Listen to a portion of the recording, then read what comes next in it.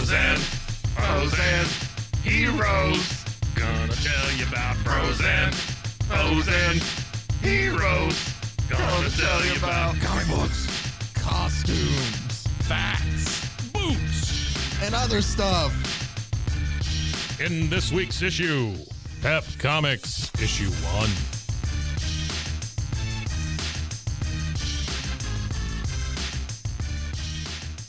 Welcome into Bros, Foes, and Heroes. I'm Zach, joined as always by Man Wonder, Mr. Mike. It was such a build-up that time. I don't know. Man Wonder. I thought I would try to do, you can do the superhero voice better than I can. You can't do that? I mean, I can. Let's hear it. I don't know.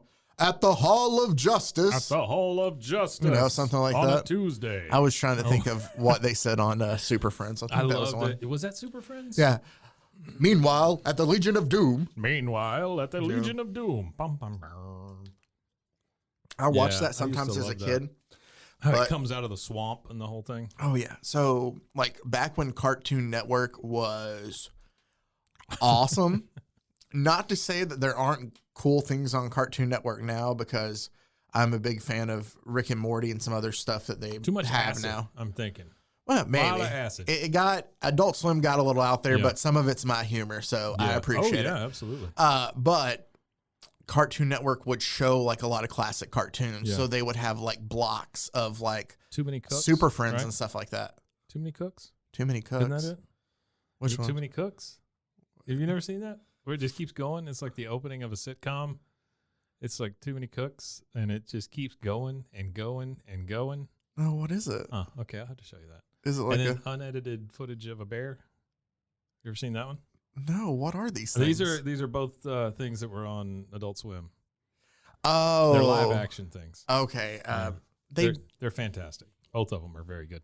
Live unedited footage of a bear is basically makes fun of like those drug commercials. You know, if you're allergic to Plexico, don't take Plexico. Mm-hmm. You know, that kind of thing. Yeah.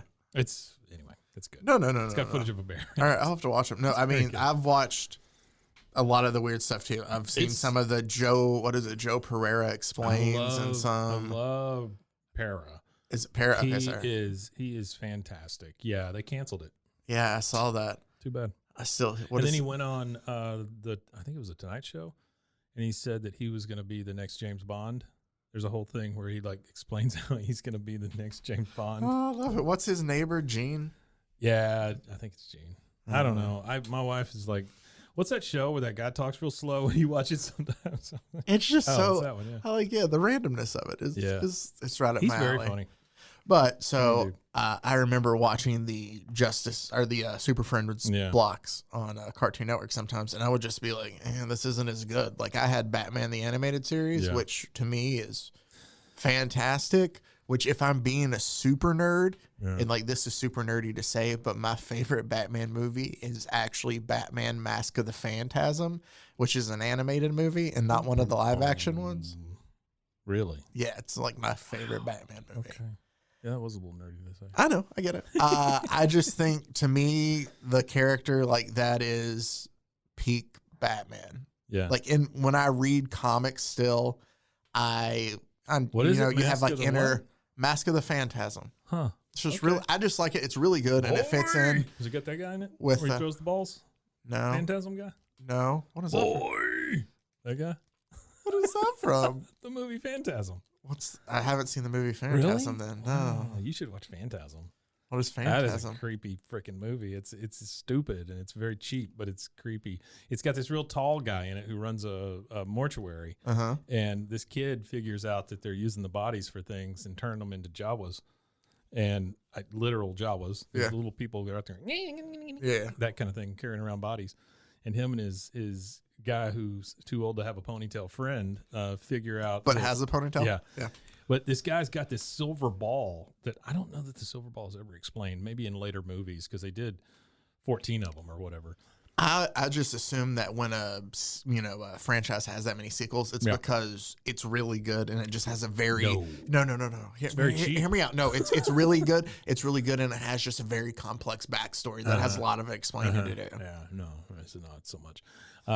So it's a silver ball that just kind of goes, just like like an orb, like that the floats, Jedi kinda? thing, Okay. like the thing where they fight it to train. Yeah. And it, as it's going through the air, it goes chink, and it's got these spikes and stuff that come out of it, like these razor blade things that boom, hit you right in the head and kill you.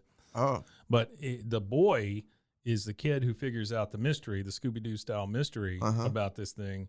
And it's really Farmer Johnson? Well, it kind of. Okay. And the tall man, which is all they ever call him, the tall man, he stands at one point in the hallway and he's like, boy! And he sends that ball after him. All right, I got you. Oh, so that's a very long explanation for Phantasm. No, but I mean, I know more about Phantasm than I did 3 minutes ago. Phantasm is peak drive-in movie horror type stuff. So like the Hand of Mantra type. What is that other one? Hand of Mantra. It's a really bad Dr. like Caligari? horror movie. No, that's considered to be a good one, right? Good, yeah. It's old though, right? Like early 1900s, old, yeah. Maybe 1920s. Hand of. I thought it was like Hand of Mantra. Yeah. Boy. I don't know. Whatever. Love that. I can't remember the name of it. There's another one that's something like that. That's Okay. a really bad horror movie. Sometimes I love watching terrible. Like that's to me going back and like watching some of the classics. As a kid, obviously I was scared to death. Sure. I feel like I've told this story before, but I walked through the living room one night and my father was watching Child's Play.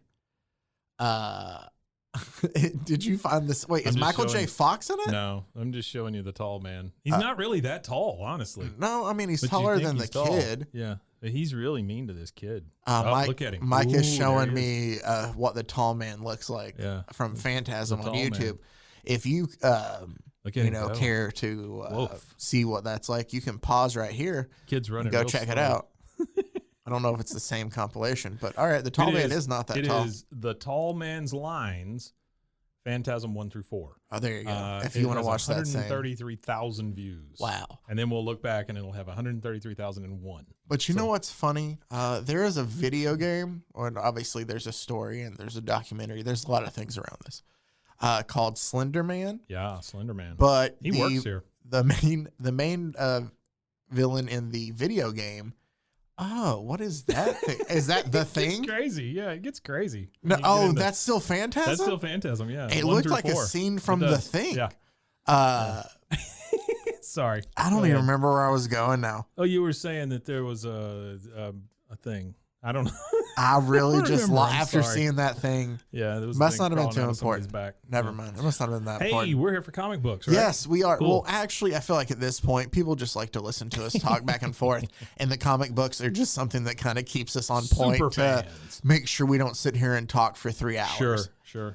So what I've wanted to do for a while that I thought would be really cool is for us to kind of take a journey together.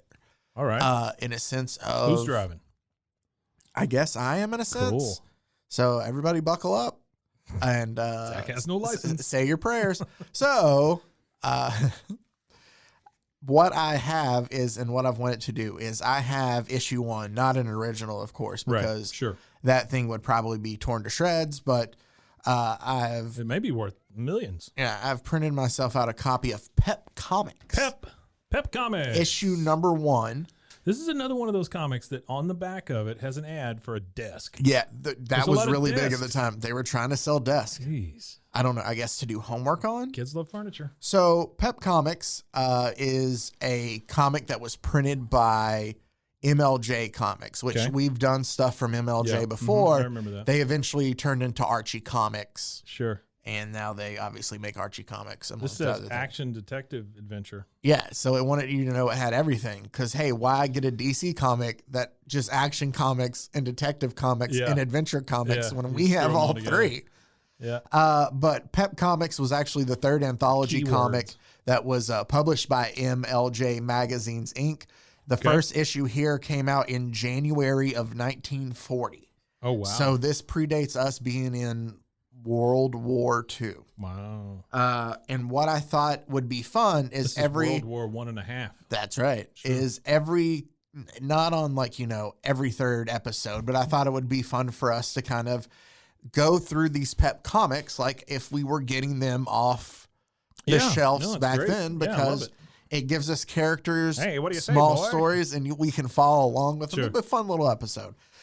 Just one thing to point out that is really cool, a character that we will, if I can remember how to talk, that we will get into, who is actually on the cover of issue 1, who is the Shield here, is one of the first. Like Bucky, right? He looks kind of like Bucky.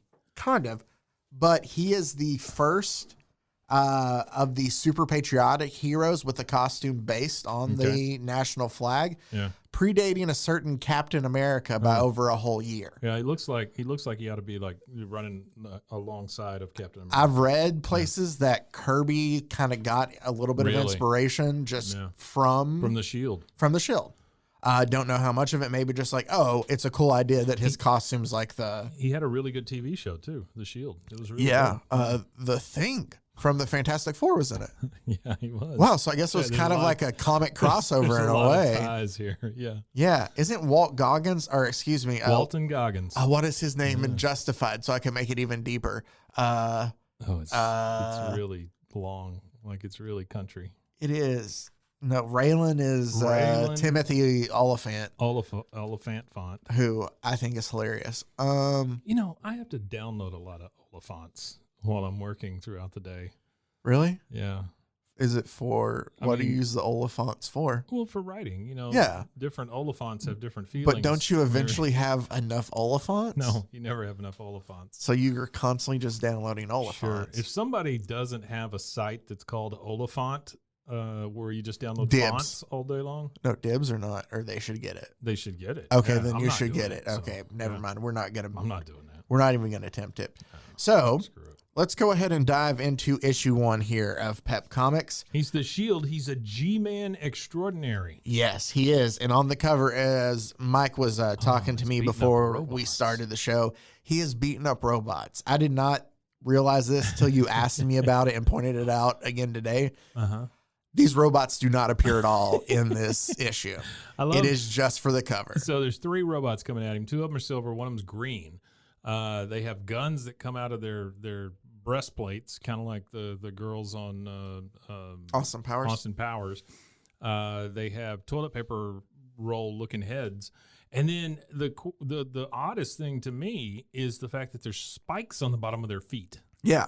Wow. Maybe to climb up mountains or just to cause some destruction. Yeah. So the Shield's very happy about punching them. The Shield is very he just loves. We're gonna find a lot of these heroes. Justice at this time was very. What's the word I can put? You could do a lot. In the name of justice. You want to stab someone and kill them in the name of justice. It was in the name of justice. You know the weird thing to me is the word G-Man. G-Man is always a weird word to me because that stands for government man. Okay. Why is that a good thing? I don't know. Like if you said a G-Man was coming after you now, it'd be a terrible thing. Yeah, I would think so. But back then it was like the G-Men were going to. But technically, couldn't a G-Man be like the IRS too? That's what I'm saying. Yeah, it could be a G-Man is anybody that works for the government and is a male, I would imagine. Yeah, because if not, it'd be a G-woman. By the way, this comic was 10 cents, 64 pages, all color. Hold on. Let's see. You want to see with inflation how much that is? Yes, please. This comic on the front, as you're looking that up, it says also Bentley of Scotland Yard. Well, that sounds like a fun comic. The Comet and the Midshipman, among others. We are going to get into all of them. The Midshipman. Mike, would you like to? And spoiler alert, I will just tell you. I would say a 10-cent comic is worth $5.40. Less. Really? Okay. Well, that's true. I mean, it's 10 cents. So, $1.85. What if I told you I went and attempted to buy new comics on newsstands? This is half the price of those today. Really? With What's inflation 10 cents now? $2.12. Oh yeah, because a comic will cost you a good $5-6 now. Yeah. Right. Yeah. Oh no. Like they're like a pack of cigs. There was a new DC series that's out that they're doing it where it's like Batman One Bad Day, and they're bringing back like a lot of recent writers who have done a lot of legends and stuff, and each of them is writing a story where Batman just kind of has just a really bad day where it starts off with one villain, he finally gets done with him, and it goes into another one. Right. And it's so like that. And so each, story, each former writer gets to do a new villain. And so I was like, oh, it's a really cool concept. That's something I think I'd actually like to, read. Sure. So I went to pick up the first issue, and it's like their DC Black Label or something like that. Even more sounds like cigarettes now. It does. But so it has like a little bit thicker, kind of like that Robin 3000 book cover last week. Sure. And so it's like that. $7.99. Wow. It's like I assume it is more I assume it's more pages. I assume that your typical comics probably between like 25 and 28, 30, 32 pages. I would assume that this one had maybe 48, 50, 52. So I mean it had more pages. But like $8 just seems I don't know when, it seems like other times I get like inflation and stuff, but it's just weird that I don't know how much was it. We're not getting into all that. Let's go ahead and get to breaking down the comics. Let's do it, man. 10 cents. 10 cents here, $2.12 today if you wanted to buy issue number 1 of PEP Comics. Now, first, before we get into the story here, there is nothing but a page of ads. And Mike, when we're done, I'm going to let you come back to it because I know that you would love to look through them all. Yeah. But there is a ton of ads here, different ones than what we usually have. It does says Rush coupon for Mammoth catalog here on the side. Ooh, a Mammoth catalog. It's a bargain book counter, too. Get your own Mammoth. So we got a ton of things, long and shortwave radios. So you can get both of them. The first character. Long and shortwave. Yeah. Oh, no, you can get both of them, long and shortwave. The first character. Difference? One is long wave, one shortwave. Okay, that's good enough. Okay. Like one deals with waves that are like this. Yeah. And one deals with waves that are more like this. Yeah. That was a great joke for an audio podcast where people could not see my hands at all. Yeah. All right. So the Shield, G-Man Extraordinary. Well, he was on the cover. He's going to be the first story as soon as you open it for the kids. Busting through the pages. We do find out that the Shield is actually a man by the name of Joe Higgins. G-Man Extraordinaire. Joe Higgins. Only one living man knows the Shield's true identity, and it's the chief of the FBI. We find out. He's the only one besides Joe himself who knows he's this Shield character. Okay. So basically the chief of the FBI sends Higgins in on a special assignment. There is a Stokian spy ring. I'm assuming that this is a made up country or something like that. I just kind of couldn't find anything. Sure. If I'm being an idiot, my apologies. But so there's the spy ring that is operating there in town, and they need to find a way to go ahead and disband it. So he's sending the Shield out there.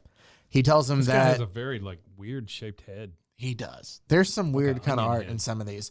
So is that an onion head? Yeah, I would assume so.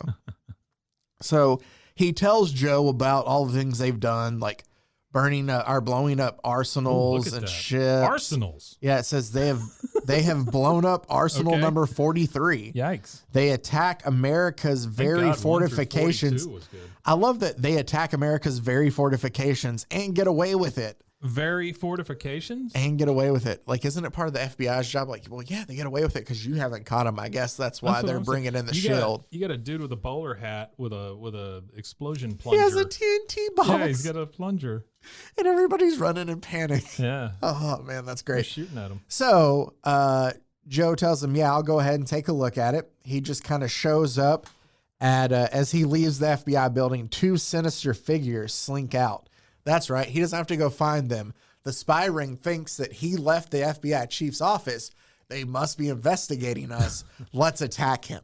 And so that's what they do. So he literally like tackles him. No, they're like, hey, that guy just left his office. I bet you that he's coming after us. Tackle him. Yeah. And so Joe defends himself, just plain Joe, not as the Shield. Tackling Muggsy. And he kind of knocks the guy down. And when he falls down, he hits his head and it knocks the gangster out. Sure. And he searches him and finds a letter. And he goes, here's a Stokian agent, all right. Here's a note from his chief. Wait, Stokian agent? I told you, yeah. I think it's made up. Like, okay. I couldn't find anything on So it it's the unless I'm an Stokians. edit. Yeah. Gotcha. I guess they were trying to find somebody to make aspiring. This is before we actually had countries to like It's a bad put name. behind it. But the note says, we meet on top floor of Hotel Braganza. All the building is in the hands of our friends. Okay. Signed, Klotz. Klotz. Klotz. Klotz from the Stokians. I'm also going to warn you, there is a lot of stuff in here. Well, a decent amount. We'll get to the one thing, and I'm going to handle it with kid gloves because I think it needs to be as I go through that section of it. Did you say the Bogosian building? Barganza building. But yeah, there's a lot of questionable things in here that we'll get to. My favorite part of the Big Bang Theory when that guy would say Barganza. Yeah, jinx. You owe me a Space Coke. Space Coke. This one brought to you by Space Coke. They've already been a sponsor. Oh, well. They're back. They're back for more. Oh, okay. Hey, thanks, Space Coke. This episode brought to you by Hotel Barganza. Braganza. Yeah. Braganza. This episode brought to you by Hotel Braganza. Okay. So, of course, Joe sees this note and like, well, I got to go to the hotel. Yeah. And he tries to take him up to, or like but tries the to whole go up hotel to is the, in their it's clutches. in their clutches, right? Sure. So he tries to go up to and use the elevator to get up to the top floor, and the busboy or elevator man. attendant, the elephant in the elevator. Exactly. The elephant attendant. You got me. I did get you. got me. Yeah. The elevator attendant asked him, like, you have to state your business. This elevator won't go anywhere. It's so heavy. What floor, sir? 3? That's all it is. It's a stupid joke. It's a bad joke. But I like it. So the elevator attendant basically tells him, I can't take you anywhere unless you state your business. Yeah, you punk. And then somebody who was kind of working, I guess, like security there. This guy looks like his hair is his flesh. He does. He looks like Max Headroom. He does look very much like thing, Max Head. I can't do that. Yeah. Not knowing Higgins' identity, the house detective asked Joe to leave. Okay. So I don't know what a house detective is. I guess it's still at this time. Yeah. They would have cops hang out at hotels. Yeah. Yeah. So he doesn't know that he's a cop, so he tells Joe to leave. Can you imagine running a business where you had a house detective? I know, right? Like a guy who just hung out because there's murders or people stealing pocket watches or whatever? Yeah, no, it's crazy. Well, I've so heard weird. somebody tell a story that back in the day, I guess at some point in time, prostitution was legal here. Right. And that they actually had, like, there's badges for like, it was like Those are called scarlet letters. no there were like actual badges for like law officers assigned to like watching over the prostitutes. yes they had Who knew? So it was like a red light district officer is like what the bag said, kind of. Okay. So I just thought that was kind of What a interesting. job. Yeah. So back to the Shield. So Joe says, all right, I'm not trying to, cause any problems. I'll just go back in as the Shield. And it says, So there's no origin here, right? no. Okay.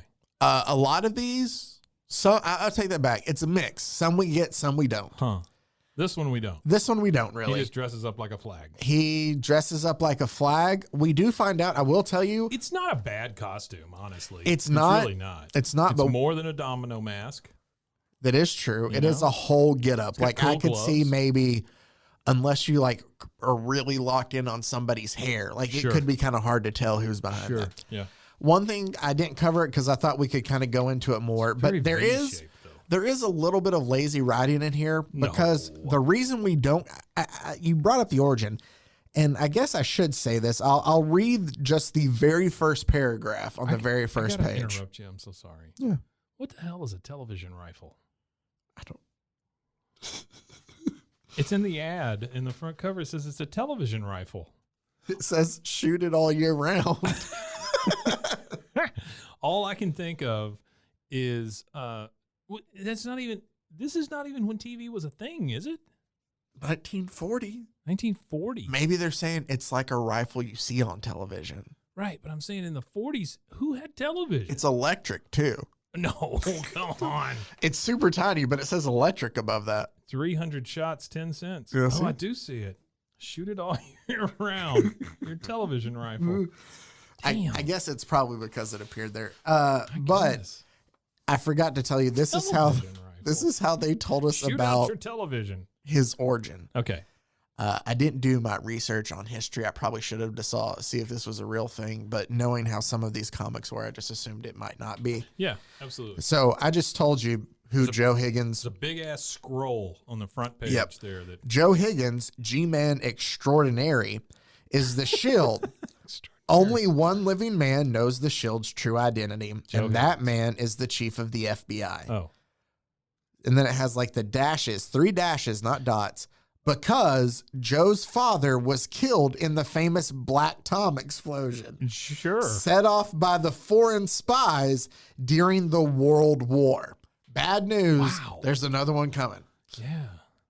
He, from that time forward, swore to devote his life to shielding the U.S. government and its people from any harm and succeed in securing an appointment ASG man to carry out his avowed purpose because of blah, blah, blah, blah, blah. ASG man. Yeah. His uniform, because of his uniform, he is called the Shield.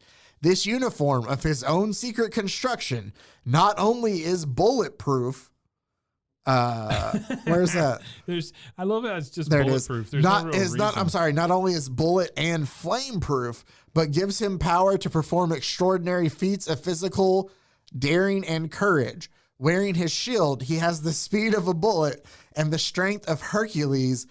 These powerful forces, he shields the U.S. government from all enemies. The 4 white stars on the shield, or on the field of blue, signify to what he has devoted his life. You want to know what he's devoted his life to? The 4 things? America. Truth, justice, patriotism, and courage. Okay. Well, good for him. I don't know how he got so fast and how he's all bulletproof and flameproof, but sure. So you asked for an origin. He has a costume that lets him do anything just because. Okay, great. Thanks. It's just kind of lazy writing in a sense. So the term G-Man was first used in the year 1928. The earliest citation in the Oxford Dictionary for the American usage of the term G-Man was in 1930 from a biography of Al Capone by F.D. Paisley. The nickname may have originated during the September 1933 arrest of gangster George Machine Gun Kelly by agents of the Bureau of Investigation, BOI, a forerunner of the FBI. Finding himself unarmed, Kelly supposedly shouted, "Don't shoot, G-Men, don't shoot."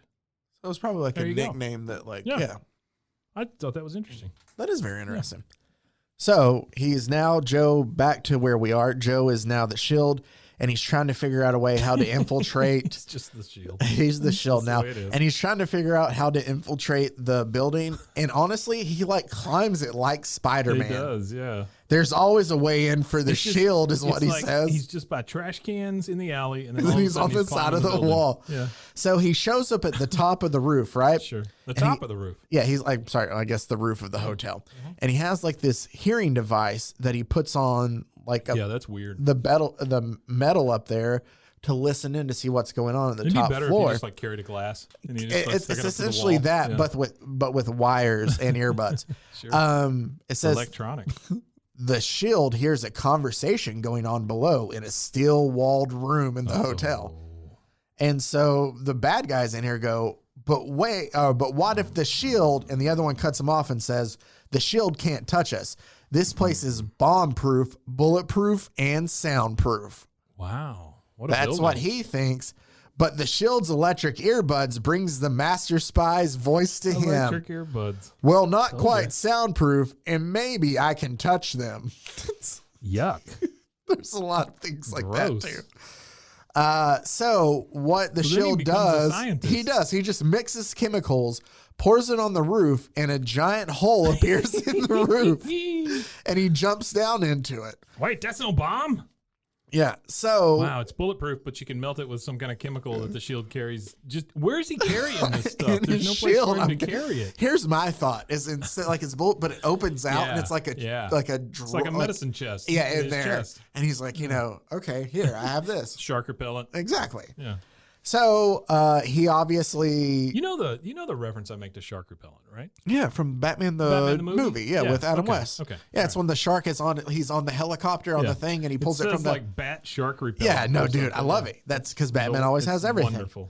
Yeah. So the Shield fights off all these bad guys, even taking a sword to the head, and it just kind of bends off his face. Off his head. Yeah. So how did he build this? I don't know. If it's his own design though, but he's like, I need to look through your cabinet here. And the spy's like, no, you can't. Those are all our records. And he's like, these documents look interesting. No, you can't. Oh, okay. Well, I tried. Here's the master plan of the whole spy plot. This clears up everything. It's always like this too. But we don't find out. Like while he's looking through the paperwork, the head spy slinks off and he starts stacking up TNT behind him. It's kind of like a Looney Tunes moment. Yeah. And he sets stacking it up off. boxes of TNT. And the Shield is still just looking through papers and it goes, this places the blame directly on the spies. Our country won't have to go to war. Oh, thank God. But then, wait, boom. This place is bomb-proof. Well, the top floor is. So they're about to put a bomb in it. So I'm saying that would mean, if I'm thinking scientifically here, that if it's bomb-proof, that none of the building would explode. So there's no relief for the explosion. You know what I mean? It's just going to like reverberate inside that building forever. That's not what happens. Oh, okay. The whole roof kind of just explodes off instead because they forgot it was bomb-proof already. Yeah. The head spy thinks that he's gotten away with it and that he's got rid of the Shield. That's what you get with he those is union also workers. Loses his monocle from one page to the next. Burn. So, but now he's going to set up who's a new. Who's the? She's just some passerby. Oh, okay. Out in the crowd. But I love he loses his monocle, but then says, now to set up a new organization and start to work again. Good Lord. That was quick. He's ready to get back. Yeah. So the Shield. Screw those guys in the bulletproof building. The Shield has essentially saved the files, the exact files that he needed. Yeah. And now he's chasing down the head spy. He's got like 7 papers in his hand. Yeah. And he's just flying through the air. Then he breaks a flagpole. To help kind of him land better. Oh. And he lands on his hands and springs to his feet without being hurt at all. Wow, he's something. Safe and sound with the evidence. And he has the evidence still. Sure. And then he sees the spy and the spy tries to get away again and he chases after him. I love how he's just springing around with these papers in his hands. Exactly. Wait, he doesn't have them here. He does. I think he puts them back in his medicine chest. Oh, he put them in his medicine. And so the head spy drives over the bridge as it's opening. He's sweating like crazy. He's trying to get away from the Shield. And the bridge opens up and the Shield is able to leap over the open bridge. I know that you guys are listening to this, but the guy looks like Snidely Whiplash. I mean, he is the villain, the personification of the guy who ties women to railroad tracks. For sure. He just doesn't except have the hat. in a suit. Yeah, doesn't have the hat. Yeah. And so now he thinks he's gotten rid of the Shield, but spoiler alert, he hasn't. He jumped over the open bridge. And so here's the thing. I love the bad guys in all of these stories. Yeah, sure. But he's getting ready to beat him up. And the head spy goes, I'll confess the spy plot, only spare my life. And the Shield says, no, the spy stuff has had enough publicity. That's true. Confess you blew up the hotel. Do it.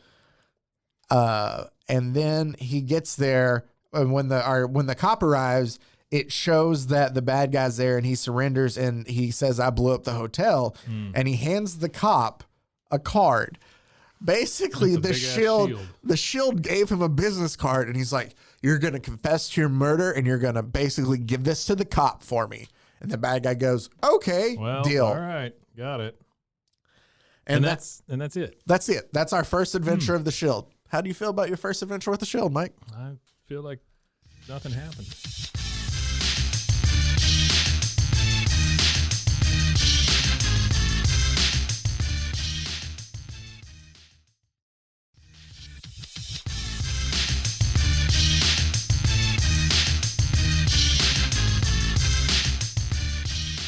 Let me tell you now about the Comet, we do get an origin for the what's Comet. This at the end here? What are they doing? Oh, the shield always stuff all over the U.S. Yeah, it says the shield, always ready to protect America, receives another dangerous assignment from his chief in the next issue of PEP Comics. Oh, so this is like there's the United States behind them, and it's showing like all the places that are in trouble, I guess. Huh. Yeah, it's like a map. There's no explanation to a lot of this stuff. Yeah, that's the 40s. Kids are dumb. Yeah, exactly. So I'm going to give you a spoiler alert, but it's also something if you want to impress your friends in some way, in some very nerdy way. Always looking for that. We are about to talk about the Comet in the second story, the very first superhero to ever be killed. Really? Yes. Oh, wow. So there you go. Okay. He only lasts 17 issues, so we're eventually going to get to the end of him. Yeah, he just gets shot. Oh. So somebody should shoot the shield. I don't like He's him. bulletproof. I don't really like him, though. See, I usually don't like the patriotic characters usually that much either. Mm-hmm. I don't think it's that. I think it's just these Not. kind of a I don't mean because they're patriotic. They just no. I get it. It seems it's like Superman in his red underwear, you know, that kind of thing. Yeah, I get it. So I just don't understand not explaining how some of this stuff happens. Well, be prepared to get confused by a lot throughout this. All right. So with the Comet, we have a little more explanation about his origin. It would make more sense to me if the Comet came to visit this guy who works for the G-Men and gave him some sort of super secret power. Yeah. Or something. You would think so. Is the Comet from space or anything? No. Oh, okay. So the Comet, John Dickering, God bless you. A young scientist discovers a gas that is 50 times lighter than hydrogen. Okay, already this is better than the shield. Okay. Because there's some sort of explanation. Okay. Right? He also discovers that by injecting the small doses of the gas into his bloodstream, well, no, that's a bad idea. His body becomes light enough to make great leaps through the air. Oh, okay. So he found flubber and he shot up with it. After many a such injection, he finds that the gas accumulates in his eyes and throws off two powerful beams. He's a gas junkie. These rays, when they cross each other, cause whatever he looks at to disintegrate completely. Wait a minute. When they cross each other? So he's got to like cross his eyes as he's shooting lasers out of them to make things go boom? And then here's the thing I have a problem with, though. No, it's not it. There's a lot. But he says that. It says puff. Yeah, but it goes, there goes my test tube rack, right? That's how he finds out, like, oh, this ray. Okay. His test tube rack explodes, right? So it doesn't explode, it goes puff. It goes puff. Oh, yeah, everything disintegrates. I want to tell you that because we find out. Let me finish explaining. I love how you hide these things from me. That's well, some of it. I love just explaining. We'll go through the origin before we break down the rest of this. To prevent disintegrating everything he looks at, it becomes necessary for him to wear a glass shield over his eyes. For glass is the only thing the ray cannot penetrate. Glass?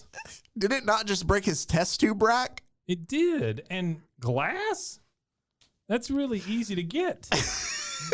I mean, at least Superman's got the lead thing, you know? I mean, lead, you don't see that often. But you don't think about this either. Like, I get that whatever he looks at might disintegrate, but how many, like, superheroes have you ever seen had any sort of glass on their mask? No, that's a bad idea. Yeah, because what if he gets hit and it, like, breaks and But from the explanation, they said he has to cross his eyes before things go poof. Yeah, cross his eyes, things go poof. Puff. So. Wow. Let me see this dude. Yeah, go ahead and look at this guy. So, I'm sorry, I have one more panel real quick. There's always this kid with the newspapers. Yep, there's a lot. Oh, I figured out something. We're going to get to it later. There's a kid. Well, I'll save it till when we get there. He is a goofball looking character. Look at that. He is. You see why he was the first one to die. He's got like stars and planets and... Because he's the Comet, realizing such a realizing such a phenomenon could wreck civilization if it should fall into evil hands. He destroys the formula because he was okay to take it, but nobody else can. Yeah. How self-righteous is he? He destroys the formula and makes a solemn vow to use his powers ever for the benefit of humanity. Sure. Thus is born the Comet. Dun, dun, dun. So basically, he can fly around. He's super fast, and he can make things lighter than air. He can make things disintegrate with his eyes. Yeah, And he jumps backwards in this one. Look, what is that weird pose? He's looking at the plane when he jumps back. Huh. So the bad guys of the Comet story are, again, gangsters. That's what a lot of the bad guys are. Sure. But their scheme is, I kind of like their scheme. He says, like, no more small time for us guys. I got something that's going to make us a lot of money. All right. He goes, it's called multi-level marketing. He says, ever hear of a little game called Murder for Insurance? Yeah, everybody has. Yeah. You ever play Murder for Insurance? I love it. Oh, it's a great party game, man. Sometimes I was the murderer. Sometimes I was the murderee. Yep. And so his buddy goes, but ain't that too risky, Jake? Poison, I mean. Well, yeah, murder's in the title, Jake. He just says poison, I mean. We haven't heard anything about poison. So that's how it just gets introduced. Yeah, right. And he basically tells him, not with this stuff. Typhoid fever germs. Typhoid fever germs? Death from natural causes. Oh, my God. No trace of any poison. Why? It's foolproof. Stab him with an icicle. Yep. So he basically has a guy, a boss that is sending him typhoid fever germs, and he's getting people sick. And that's what causes the extra read all about it. Typhoid fever epidemic is sweeping the city. There's always that kid. Well, he's always wearing that red and black sweater whenever you read all about it, blah, blah, blah. Well, all of a sudden, the Comet receives a call from a friend.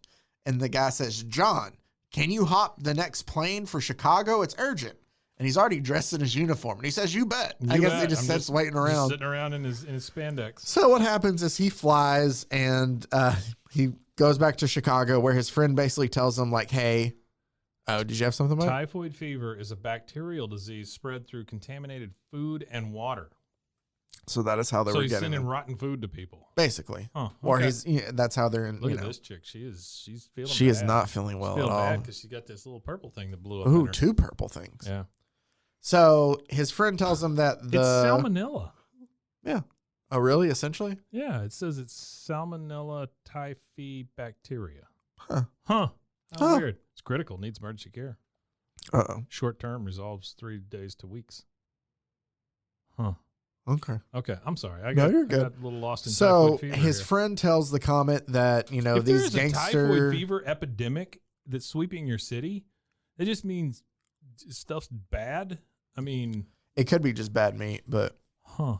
Okay. So, because like Typhoid Mary, like the reason she spread it so much is just because she was unclean. Like she wouldn't wash her hands and stuff. That dirty. Essentially. Yeah. But like she went and worked for different. This kid, though. Yeah. Why does he got a Y on his chest? I have no clue. There's a little kid who's selling papers in the street, extra, read all about it. And he's got a red and black sweater on. With a Y on his chest. He's a snappy looking dresser, but he looks like he's more in a barbershop quartet kind of thing. Maybe that's Archie. Maybe that's who becomes Archie eventually.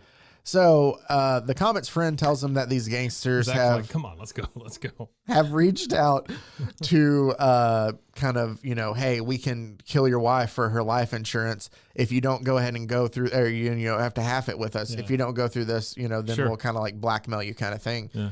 So tell your wife. Yeah. So the Comet basically hunts down all these bad guys, and he shows up and...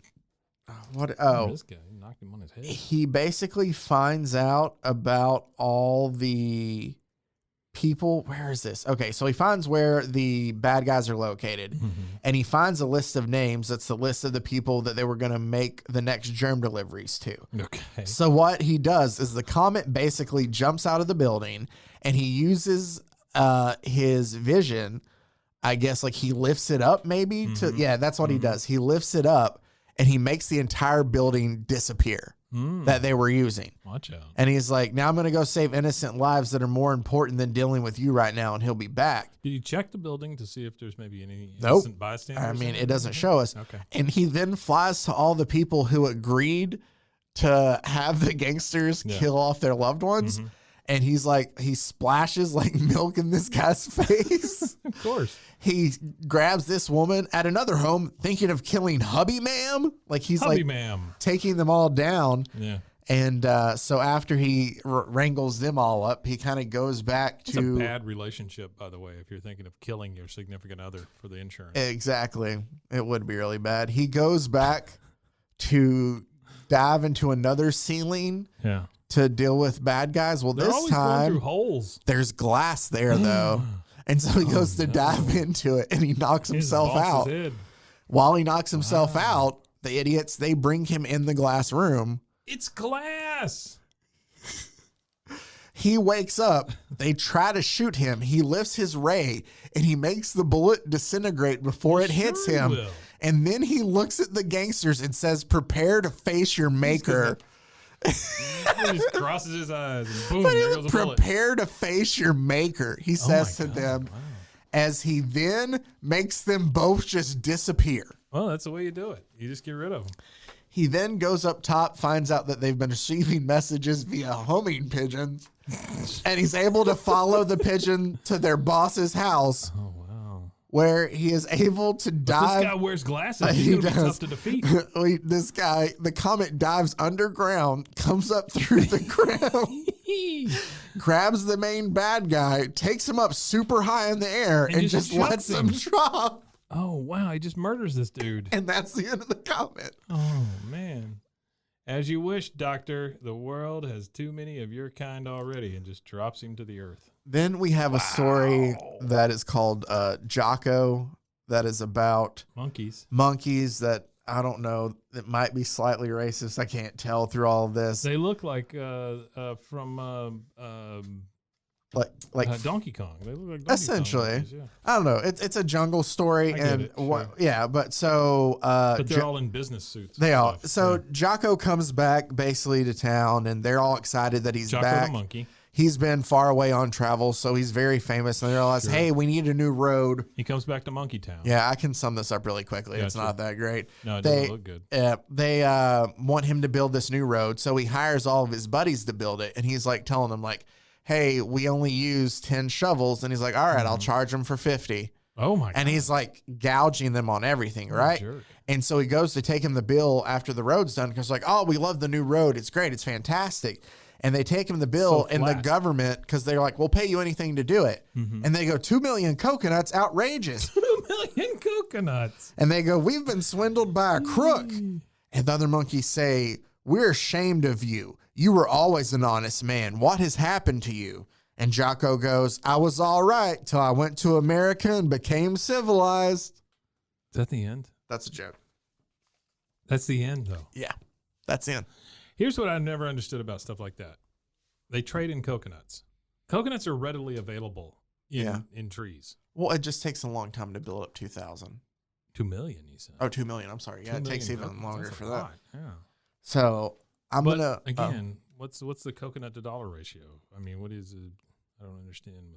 I don't know. It can't be much. 50 cents maybe? Maybe. So it's $1 million? This road cost $1 million? Yeah. Huh. I wonder how that's that what you get for a compares. civilized monkey. Right.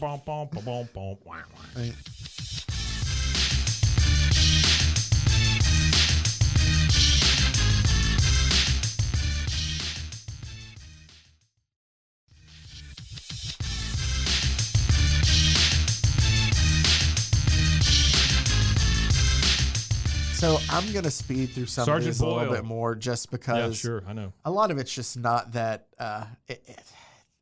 it's just this one, Sergeant Boyle. The story here, kind of like a Sergeant Rock kind of thing, or in a sense, it's just a war comic. Hank Boyle is an American student who's in London when the war breaks out. So he decides to basically. At this time, are they referring to World War I? Yes, but we're not a part of it yet. Yeah. Oh, two, but we're not a part of it. Yeah, exactly. Sorry. Okay. And so he decides to enlist and fight for the British. I liked one better. And he's an American, so they automatically made him a sergeant because he's American, you know. Why wouldn't they? And so he fights with a British group against the Nazis. And this whole comic is about him basically going in and infiltrating a Nazi hiding spot. He's just shooting them right in the belly. He does. There's once where he goes, that takes care of 2, and with just like a handgun, he is able to shoot 2 Nazis with 1 bullet. There's also a point where other soldiers, enemy soldiers, are coming to grab their guns, and he takes them with 1 hand, and he throws 2 rifles and kills 2 men with the bayonets on the ends of each rifle. Yeah, that happens. Right through their throats. Like, perfect aim. Sergeant Boyle don't mess around. He has also discovered TNT, that they've had away. Essentially, then The Nazis in this have cooler helmets. they do. They try to get away. They're gunned down by the machinery. Essentially, what this whole thing about is how awesome and cool Sergeant Boyle is. He shoots another guy straight. It's very violent. It is very violent. He's straight in the head. He's throwing shooting them in the grenades. head. The Germans all look like monsters. They have like pointy They teeth. do look like monsters, yeah. But essentially, yeah, Sergeant Boyle, alone by himself, is able to take out this entire German force. They find out on the group of the machine gun guys that they're able to gun down and kill, he finds a secret message that it says, Boyle deciphers the secret enemy code. Like it's a big deal. It's just the words backwards. Like that's all it is. But they try to make him sound like some Italian take up position in evacuated trench, prepare for attack. And it is just literally just backwards. letters. But hey, that's Sergeant Boyle for you. Those German monsters. So he They're goes smart. and he finds that there were guys That's what happened when they basically got civilized. already setting up the trench for this secret attack. And so he beats them to it, gets the men out of there, and has them put all the TNT they found in that secret trench. Oh. And he's trying to lead those soldiers out, and they're going to catch the rest of them waiting, Sure. and they're going to take Blows these them right three as POWs. Yeah. But the guys see their troops coming, and they run away towards their troops to try to rejoin them. Run away. And Sergeant Boyle's like, all right, they don't know what's happening. So they all jump in the hole together, getting ready for their secret attack. And basically, Boom. boom. And they explode the hole. All the They Nazis. explode the hole and all the Nazis. And that's the end Then of the Comet jumps through the hole. Dick Sargent. Dick Sargent. Of Sergeant Boyle. Sergeant Boyle. Then Wow, that was good. we had the Queen of the Diamonds, Okay. which is essentially this whole story Oh, this is like that other one. it's kind of like Phantoma in a Yeah. weird way, but this spaceship just crash lands into the land of the diamonds, the empire of the hidden wonder of this diamond like empire. Flash Gordon's ship and In a stuff. sense, yeah. And they land here, and the people who live here are like, the pilot's still alive. Let's get him out. And they're like, hey, who are you that's crash landed on our Weird-looking planet? people too. Like a rocket. And he goes, that is my name, the Rocket. I'll tell you more later once I've met your queen. Was he a football player? I don't know. Yeah, That he would be goes. Flash Gordon. He tells them that he's came to meet their queen. They're like, don't talk about our queen. Or he goes, I've come to meet your beautiful queen. And like, don't talk about our queen like you know her, essentially. Bitch. Yeah, that's kind of how it is. So they attack him. These guys look like, they look like, I don't know how to describe it. It's almost like they're firemen, but their suits aren't big enough. It kind of looks like they also are Jolly Green Giant's cousins, don't they? But they're yellow green giants. Yeah. Or jolly yellow giants. It's just like broccoli that's not ready yet. That's right. Yeah. They're the broccolini. Exactly, the broccolini. So essentially the queen comes to see all the disturbance out here. I'm not going to get into the whole back. She is freaky looking too with the big eyebrows. Yeah, I'm not going to get to the whole backstory because it was really weird to read about, many years ago, this other white guy, and it makes sure to say white guy landed on this island. Well, I guess it on this and it empire. doesn't have to be necessarily as racist as we think because all the people on this planet are like bright yellow. That is true. I guess they're maybe saying that's like it. that. Yeah. But so essentially there was a king that overthrew the evil empire, and the queen And their now. queen's white. Well, that's because the queen is part of his lineage. Oh, I see. So that's why she's the queen. Got So he's a new white guy that's there. No- They're two no- white guys together. There's never any full shirts for these queens. No, are there? there's not. It's just running around in some fancy bra. She's like, hey, what's all this about? And the Rocket's like, I'm just come to serve you. And they're all like, you beat up all my soldiers. I'm going to keep you as a captive. No, you're going to fight as punishment. And so she has him basically fight in the arena. He's fighting a lion. And he just punches a lion Punches and a knocks lion him square out. in the face. Yeah, and just carries him knocked out to her and was like, hey, is this a pet of yours? Give me another one. Like he's Whoa. just Billy Badass out there. He is. And so she's like, all right, I'm going to spare your Well, I mean, life. shit, if you could punch a lion, That's true. you would be a pretty bad dude. So the Queen of the Diamonds is like, all right, I'm going to spare your life, but now you're going to be my slave forever. Well, how does she get to do that if he can punch I don't lions? know. And he's like, all right, that's cool. Okay. I don't care. He goes, yeah, I'm already your slave, oh beautiful queen. Oh, like he he's is under her falling for spell. her hard. Yeah. So we're then cut to, big-ass obviously, eyebrows. we have to have the old regime that was knocked out, the Von Cleater gang. Sure. They are trying The to... Von Cleater gang? No, I called him gang, but it does say Von Cleater. That's the bad guy who was there. Von Cleater. Von Cleater enlists the vagabonds of the kingdom, Oh. and he lets the murderers out of the queen's prison. Oh, yeah. And he's like, they're letting them all free to basically attack those loyal to the queen. Yeah, he doesn't see him coming up to There's attack. a guy dressed in like a what do you call the guys who like a grim reaper Like an suit, or executioner? like an executioner, yeah, Yeah. old timey executioner. Just sneaking up on them and Huh. So then And they punch a lion. So all these guys are attacking everybody loyal to the queen. This one seems very long compared to the other ones. Kind of does. They're just boring. Mm-hmm. When all of a sudden the rocket shows up and basically single-handedly beats all the traitors.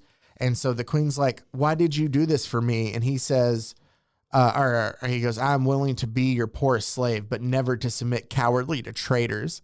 Okay. And she says, in that case, good. you are no longer my slave, but my chief captain and trusted friend, Sir Rocket. She looks like Betty Davis. And so now we got to see, but will Rondo Van Cleater give up the fight for the crown? Van Cleater. Yeah, Rado, sorry. Rado Van Cleater. And who is the Rocket? Don't fail to see the next issue of PEP Comics. Oh, God. All right, then we got something that was super racist. Oh, no, it's Fu Chang, international detective.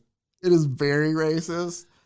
I'm just going to cover this then super quickly because of it. Look at this guy. Yeah, they just the coloring, everything. So the main guy is the guy in the suit here, right? Yes, but they make sure to let you know that he is a learned man. Oh, that's good. They Like gave him some books. yes, like it's just in every Chinese character in here has like just the kind of like most racist, like Fu Chang. that Detective. racist uncle you have when he's like just throwing names out there. I don't have one, but I've heard people have them. I don't either, but I've seen them. But just how you would assume people would be like, let's see, this guy's named the Dragon. Girl this literally says Fu Chang, American University educated Chinaman. Yeah. Wow. So it's really bad. So we're not going to spend a lot of time on it, obviously, because it is. Yeah. See, like her name is Tay Ming. Her dad is Soy Ming. Like it just. Soy Ming. It's bad. So essentially, though, the one thing that is weird about this, his powers, I will at least get into. Why does he have powers? He's a detective. His powers are he goes and sees like this great god of his family. And what he can do is he can call on pieces of a chessboard. Why does this guy have such a bad and haircut? use them in his. Wait, what? Okay, yeah. Chessboard? Yeah. So that's his power is he has like a magical chessboard. Again, I told you I'm not spending a lot of time on it. That he goes and he tells like the god of his family, how they explain it, of like, hey, I want to use this chess piece. King me. Like, I want to use the chess checkers. piece of war. And so like that guy goes out and he The like chess piece of war. Which one is that? I don't know. It's this soldier looking guy. Essentially, these little people go and steal information for him and give it back to him. Like they're tiny? Yeah. Like chess pieces? He's holding them in his hand. Wow. He's holding one in his hand. Look how tiny the little war guy is. Yeah. Okay. So he tells them basically like wow. he brings them in to be like, hey, we know you did Here's this. that Where's kid the again selling evidence? papers. Yeah. Where's the evidence? And the guy and he points back at something he has covered up. And the bad guy's like, no, stay away. Don't look behind this curtain. And Fu Chang just punches him. And when he does, he pulls the curtain back. Oh, he has just the knife and the letter for the murder they were trying to solve. I didn't really get into the story because it's not really that good. Yeah. Okay. But the evidence that they needed are just posted up in a wall behind something he's hiding. Yeah. And then he goes on a date with the girl that he was harassing earlier. Okay. Not Fu Chang, who the bad guy was harassing earlier. Yeah. There was That's it? Yep, that's it. There was a murder, or there was a story called Murderer's Brew. If you believe... Wow, that is so long. If you think I read that, I think there's a old classic rock song called "You Got Another Thing Coming." Wow, then that's a lot, man. We get into their Bentley of Scotland Yard. In London, the night was clear and calm, and nobody was prepared for the Mayfair Monster. So, Mayfair Monster is essentially just a Scooby-Doo monster. We come to find out. Yeah. But Bentley of Scotland Yard is supposed to be like a detective, and he's in Scotland Yard. Power? but he's just a detective. He's got special shoes. No, but he talks like he's from New York. So I don't know how he works for Scotland Yard. He breaks a thing over the werewolf's head and goes clang. Yeah. Essentially, find out the woman has fainted, or the woman that he attacked. People have zero reference for what we're looking at here. I don't even know how to like go through this point. So there's like I don't know. There's like a poorly drawn werewolf man. She looks like she's constipated. Who attacks this woman in red. Mm-hmm. Who Bentley comes across, Brenda Joyce. And so Bentley, our main hero and detective, comes to her aid, and this woman passes out from fright after the attack from this werewolf-like monster. Too, yeah. So the detective goes to see the only member of her family, which is her godfather. The Colonel from KFC. And he's like, hey, I just wanted to let you know, basically, when your daughter was attacked, she talked about the Mayfair monster. Mm-hmm. I don't know what she's talking about. No.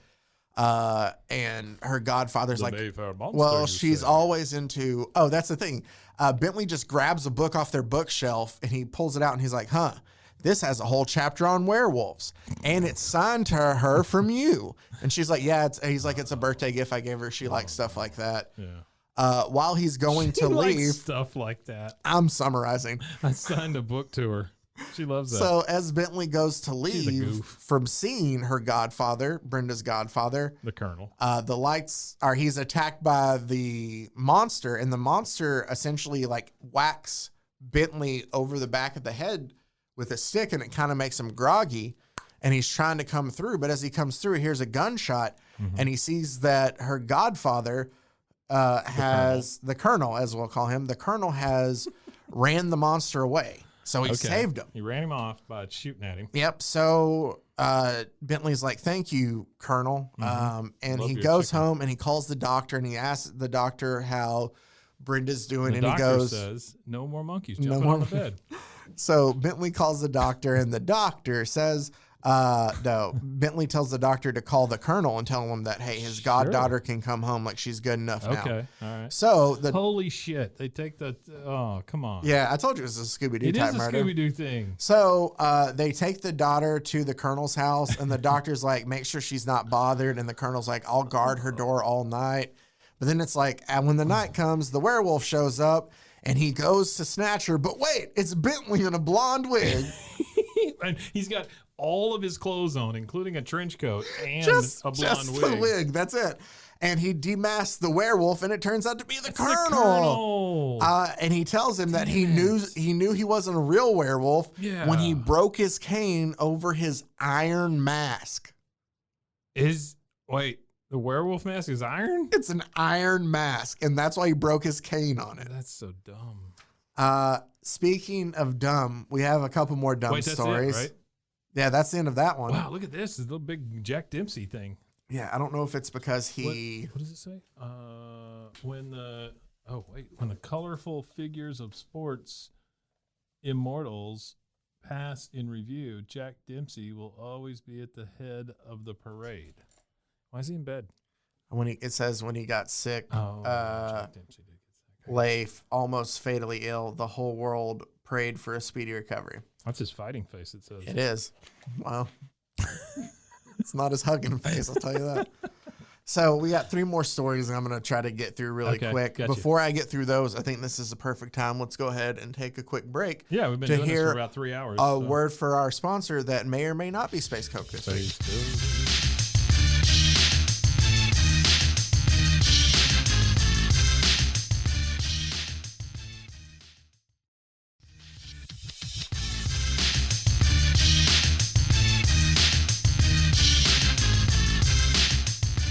All right, Mike, as we quickly come back to wrap up issue 1 of PEP Comics, we are introduced to the Press Guardian, who you see on the paper here as 2 people. So you would think that the journalist over here is also the hero, right? What's the guy in the middle? What's his name? Call me what? Slug. Call me Slug. He's basically the head of the criminal gang. Yeah, it says the Press Guardian, otherwise known as the Falcon. He already has 2 names. Yep.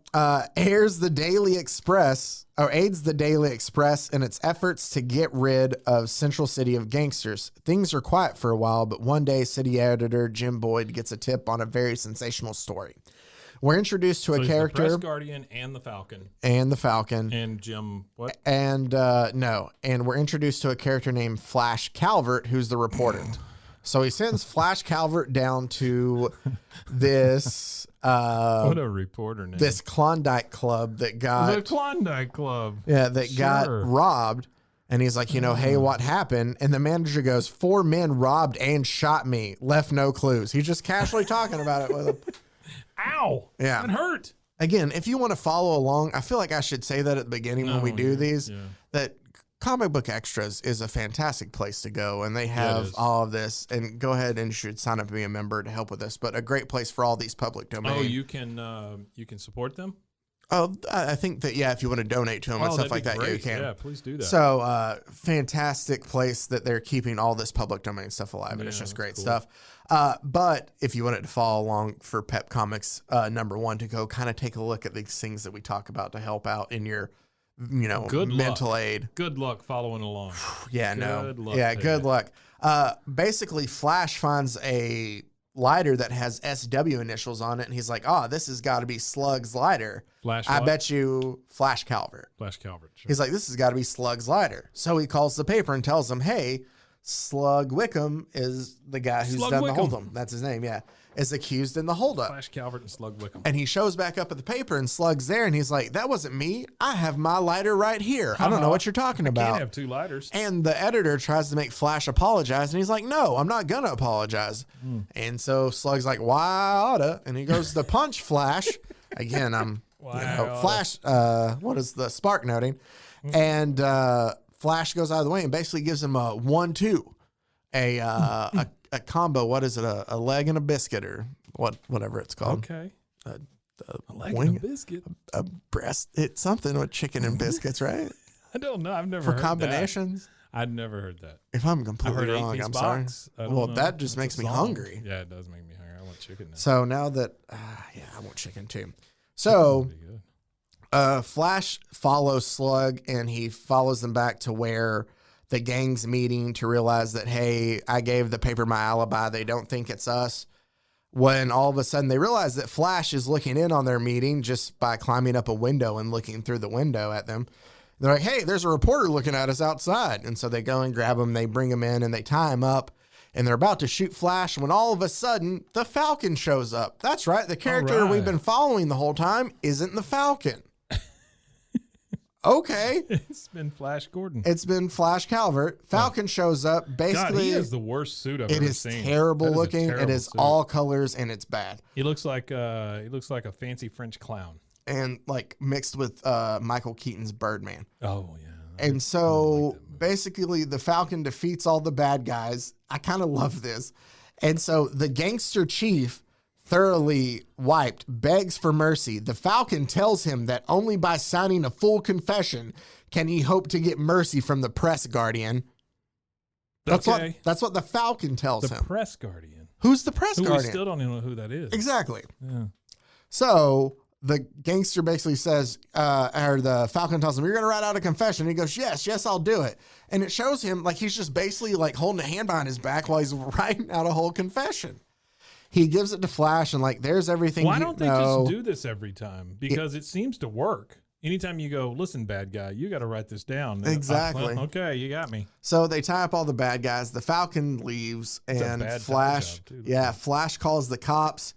And the bad guys get loose, and they're coming to attack Flash as he's trying to hold his own. When the cops show up all of a sudden, and then we're back, they run the newspaper of that he's been captured, that Slug Wickham, robbed the Klondike bar club. Whatever it was a bar, wasn't it? So it was a club. Yeah, it was a Klondike bar. What would you do for a Klondike bar? Well, I'd rob it and I'd shoot the guy 4 times. That's what I'd do. But not kill him. No. And so that ends that one. There's another stupid animal cartoon. That's animal just antics. It's not good. Billy the giraffe wins by a neck. Yuck. So we're skipping those. Wow, it's 1 page. Yeah, it's just one Isn't page. It's just a bunch of little jokes on there. Oh, that's stupid. This is what I've been waiting for. Our penultimate story is the midshipman. Right, the midshipman. And we find out basically the story of how he found his girl and his rival. What is he in? The Army, Navy, Air Force, Marines? He's just a midshipman. It doesn't So really I guess explain. it'd be Navy, right? Yeah. He sees a plane crash in the water. He dives in to save the pilot, only to find out that it's a girl. Oh, no. And she finds... Girls can't ride planes. They can't drive planes. Yeah, and she's like, thanks for saving me. And he's like, hey, you can reward me by escorting me to the dance tonight for saving your life. Oh, Lord. That kind of thing. This other guy shows up, Don Lewis. Okay, I'm sorry. Our midshipman guy is named Lee Sampson. I'm just calling him the midshipman from this point forward, though. And then Don the D-bag is our villain. Don the D-bag. So Don shows up and he's like, you're too late. You know, Miss Dennis, who's the girl, the lady's going to the dance with me. These are the worst And he names. just comes over and he punches the midshipman in the stomach. The midshipman punches him back and they start getting to a fight where they're like swinging sticks at each other. And then the girl's like, break it up, guys, break it up. Hey, you are both in the rowing race or the canoe race or whatever it is tomorrow. Canoe race. What do they call it? It's they just call it a boat race, but they're rowing. It's a single rowing. Okay. You are both in the race tomorrow. Whoever wins, I'll go to the dance with. Is what she tells them. That women in these comics in the 40s all had giant foreheads? Yeah, and those are big foreheads and really tiny eyelashes. Yeah, not eyelashes, eyebrows. Except for the Queen of Diamonds, she had those huge ones. She did. You're right. I don't know. She did. I don't know what else to say. Yep. So basically, it's just the two of them racing. Yeah, no, it's too scandalous. We can show them people getting shot in the head and stuff like that, but no nipples. As he's racing Don and the midshipman, they get neck and neck, and Don basically slams his oar down into the midshipman's canoe, and it breaks it, and it fills with water. Don the D-bag. But the midshipman is still able to use how great he is to still win the race, even with he's a midshipman. Yeah, even with a broken canoe. Yep. He then takes him. He wins the race. They have to rest. He's so exhausted. They rescue him, but he rests and he's feeling better. And he goes to head back basically to his house to get ready for the dance with Miss Davis. He has. When out of the bushes, Don jumps in for beating him. Whoa. And then the officer sees him and is like, hey, I was looking for you anyway for what you did to midshipman's boat. Oh, yeah. And like, what a bad cop. Midshipman thinks like, oh, this could get, Don the D-bag expelled from the college because he doesn't go. He's not a midshipman. Oh, wait, they're all in college? Yeah, he is, but he doesn't go. Yeah, he's a Navy college. Don the D-bag goes to like some other college. Yeah. And so he doesn't want to get that guy expelled because midshipman's a good guy. And he's like, no, officer, it was a mistake. And he's like, okay. And so the main officer leaves, and Don's like, all right. Hey, midshipman, thanks for taking that fall for me. Kind of like those really bad PSAs in the 90s. Like, hey, you're right. Saying no to alcohol is Drugs cool. are bad. Thanks for showing Got me. it. Yeah. It's not that the message was bad. It's just the delivery was bad. Yeah, sure. And so basically Miss Dennis goes to the dance with midshipman that night. And that's the end of that one. Wait, that's the end? They go to the dance? Yep, that's it.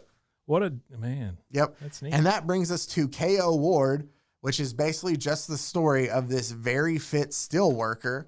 Like they like to talk about how I didn't talk about he has no nipples either. The terribly worded phrase in here during the rowing race. Where is it at? Midshipman and Don the D-bag are rowing each other. Oh. This before or after the slap with the paddle? Are you ready for this, Mike? Yeah. And this is a direct quote. I don't want to tell you like this is some erotica, Sure. but it definitely sounds like it. Okay. This is two guys rowing against each other in a race. And it is described to go to a dance with a woman. Yeah, for a dance with a woman to win. That is their prize. Lee Sampson, who's our midshipman, this is describing how well he's rowing. Slowly but steadily, Lee's powerful strokes bring him closer and closer to his rival. Yeah. Well. As they near the finish line, Lee finally pulls up on even terms with Don. But at that moment, and then there's a lot of weirdly sensual, erotica type stuff. Yeah, that's great. They like to talk about how powerful the midshipman strokes were. When he got attacked by, if he were to get all his friends to pile onto Don, he would be covered in semen. That is very true. Sure. So let's wrap up with Kayo Ward. who we find out is just a very strong still worker, who like saves people he works with. Right. They come across he and his girlfriend Connie. Like this is really bad we get to the end of these things, and you are just exhausted at this point. You're just because like, yeah, we get here and this dude, and he fights the thing, and then it's over. Bye. It's because after like I read through it, and I was like, this is great, and then I realized like how hard it was to get through some of it while sure. Or does that mean that these episodes are too long? I need to make them shorter. I don't know. I mean, I think that we're visiting this gigantic comic here. It's got a lot in it. This was a big thing. It's got a lot. We're going back. I'll tease it at the end of the episode of what I have planned. Yeah. But his name is Eddie, we find out with, and his girlfriend is named Connie. Eddie and Connie are leaving his job at the office, and they're walking home when they see a man getting beaten up by two kind of gangster looking guys. And Eddie goes up because he's very strong, and he kind of, punches them both off. Mm-hmm. Well, the guy they saved turns out to be a promoter who's like, hey, I think you could be a really good boxer. I think you could be the heavyweight champ. There's just so many coincidences in these kind of comics. And Eddie's like, hear that, Connie? I could be heavyweight champ. Oh, and man. Connie's like, that's lovely, dear, but do be careful. Don't get punched. Yeah. So basically they train Eddie how to box, and they set him up in an exhibition fight against a man who's nicknamed One Round Hogan. Oh, boy. Well, Eddie tells his manager that he's going to be nervous because he doesn't do well in front of crowds.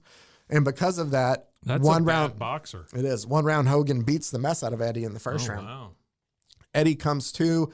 Eddie's our main guy? Eddie's our main guy. Okay. And Eddie comes to and goes in for the second round.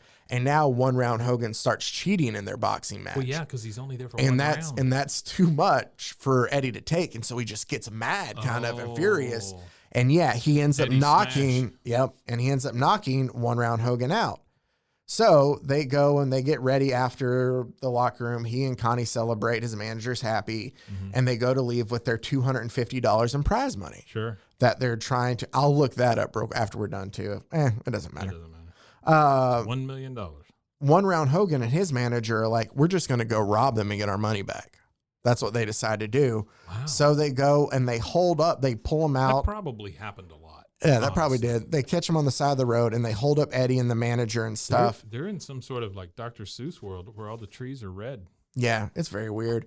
But Eddie, of course, goes ahead and knocks out One Round Hogan again and takes out his manager and pulls the gun on them as they tie up One Round Hogan and his manager and throw him in the back of the car. Mm-hmm. They think about taking them to the police to turn them in, but instead they just throw them on the back of a train saying, here's their new limousine. Town, the boys. Train pulls out in 5 minutes. Happy voyage, boys. And they throw them on there.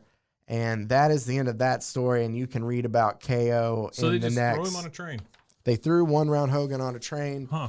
And that was that. And that is also issue 1 of PEP Comics. Wow, that's really fantastic. You did a lot of work here. I really appreciate your work. No problem. I enjoyed. Do you know you can make your own records if you sing or play an instrument? Yeah. Think of it. I just made a record with the new home Recordo. Recordo? Yeah. Yes, Bob, and it sure sounds like your voice. Well, yeah, dummy. I just recorded it. It's wonderful and so simple. Please let me make a record. So what I wanted to tease, what I have in mind that I think I'm going to do is I want to start a series that I'm going to call... Who says that? Hurry Coupon. Yeah. I don't know. All right. So I want to start a series called that will do that kids order. It's in a lot of them, but I want to call it, and I'm kind of stealing from the SpongeBob SquarePants theme in a little bit, but I want to do a nautical nonsense theme in a way of just some of the early terrible aquatic characters that came out around the same time as Aquaman. Like the Deep. Maybe I find early Aquaman that's really bad to go in this. I do have our first person who I'm going to do next week, who the name alone. Waterman. No, he was always Aquaman, but he did appear in the same issue of Adventure Comics as Green Arrow. They both appeared in the same issue. Oh, really? Yeah, because it was another like this, obviously, for Adventure Comics, and they both appeared in the same one.